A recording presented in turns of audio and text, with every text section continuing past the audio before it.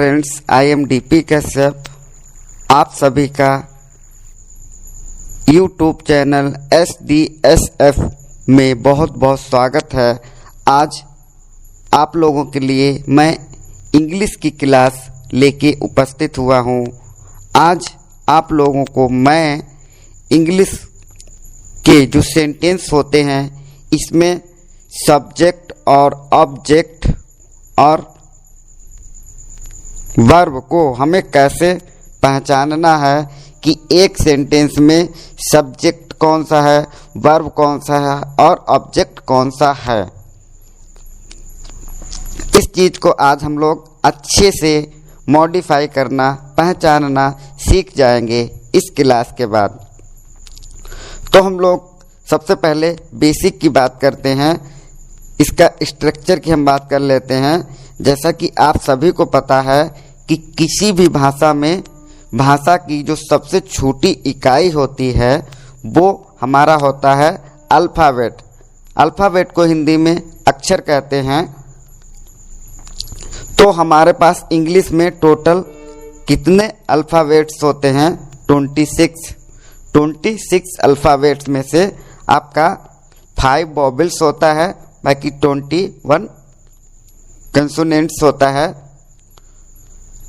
ये बात हो गई। इसके बाद सेकेंड, आपको ये ध्यान रखना है कि एक अल्फ़ाबेट का a group of alphabet that have proper meaning it is called word. ठीक है, मतलब ये हुआ कि अक्षरों का एक ऐसा समूह जो पूर्णतः अर्थ रखता हो उसको हम शब्द कहते हैं। ठीक है, तो आप लोगों ने देखा कि अक्षरों के समूह से बन गया एक शब्द। ठीक है, इसके बाद देखिए, a group of word that have proper meaning it is called sentence. Sentence की हिंदी आप सभी को पता है वाक्य, मतलब शब्दों का एक ऐसा समूह जो पूर्णतः अर्थ रखता हो उसको हम वाक्य कहते हैं, इंग्लिश में सेंटेंस। ठीक है, अब सेंटेंस हो गया वाक्य, तो वाक्य एक शब्दों से अधिक से मिलके बनता है।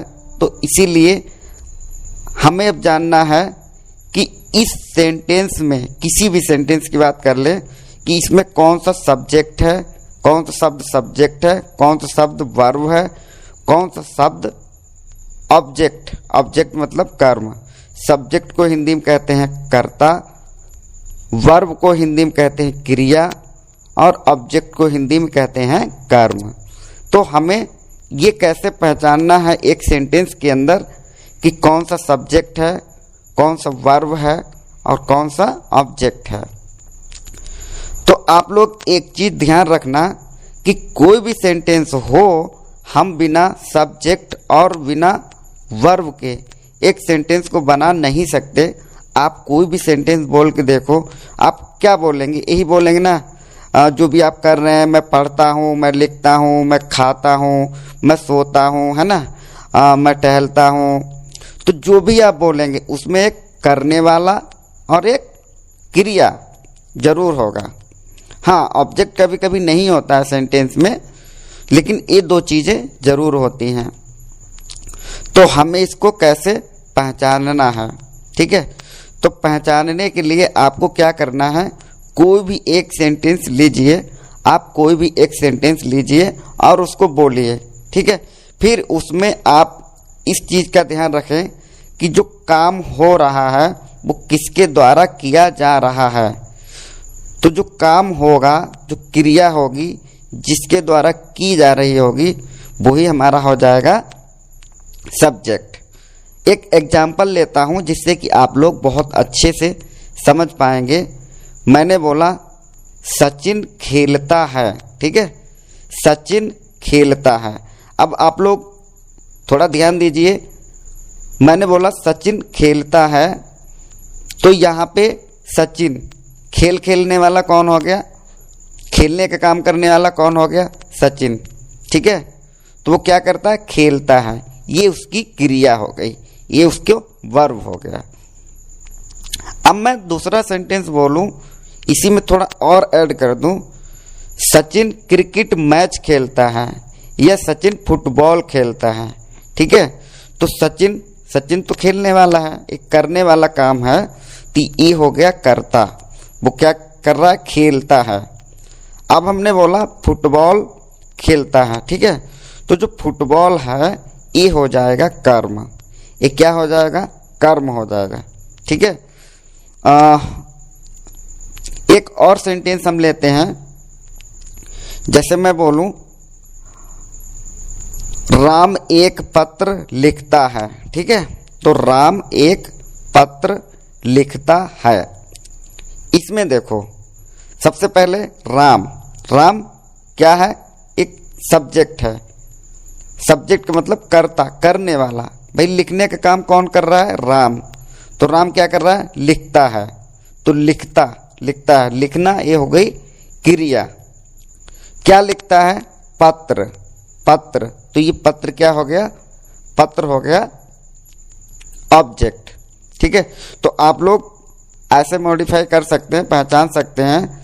सबसे पहले आप प्रश्न करो कौन, मतलब कौन क्या करता है, तो यहाँ पे आपको आंसर मिलेगा राम। ठीक है, पत्र कौन लिखता है, राम, आंसर मिला। या तो आप ऐसे कर सकते हैं, क्या करता है, राम क्या करता है, राम पत्र लिखता है। ठीक है, तो जो लिखना है वो तो हो गई क्रिया, और जिसको वो लिख रहा है, क्या लिख रहा है वो, पत्र, तो पत्र हो गया यहाँ पे ऑब्जेक्ट। एक एग्जाम्पल हम और लेते हैं जिससे कि आप लोगों का कंसेप्ट एकदम क्लियर हो जाए। मैं बोलूं हम दौड़ते हैं। ठीक है, हमने बोला हम दौड़ते हैं, तो यहाँ पे सबसे पहले क्या आ रहा है, हम यहाँ पे करता है, दौड़ने का काम कौन कर रहा है, हम। ठीक है, हम मतलब वी। ठीक है, तो वी यहाँ पे करता हो गया, वी क्या कर रहा है, दौड़ता है, तो दौड़ता है। ठीक है, दौड़ता है, दौड़ना, ये रन, ये हमारा क्या हो जाएगा, वर्ब हो जाएगा। क्या काम कर रहा है, हम वी जो है, वी क्या कर रहा है, दौड़ने का काम कर रहा है, रन का। ठीक है, तो रन यहाँ पे वर्ब हो जाएगी। अब हम इसी में और जोड़ दें, we run on the road. ठीक है, we run on the road, तो हम कहाँ दौड़ते हैं ये हमें बता रहा, हमारा ऑब्जेक्ट जो है, हमारा कर्म कहाँ दौड़ना है, रोड पर, तो ये हमारा हो जाएगा ऑब्जेक्ट। ठीक है, रोड इसमें ऑब्जेक्ट। तो आई थिंक आप लोग अच्छे से समझ पाए हैं, और एक दो हम लोग एक्सरसाइज कर लेते हैं। ठीक है, जैसे मैं बोलूं मैं इंग्लिश पढ़ाता हूं, तो मैं की इंग्लिश हो गई आई। ठीक है, अब पढ़ाने को टीच कहते हैं, और इंग्लिश तो इंग्लिश है ही है ना।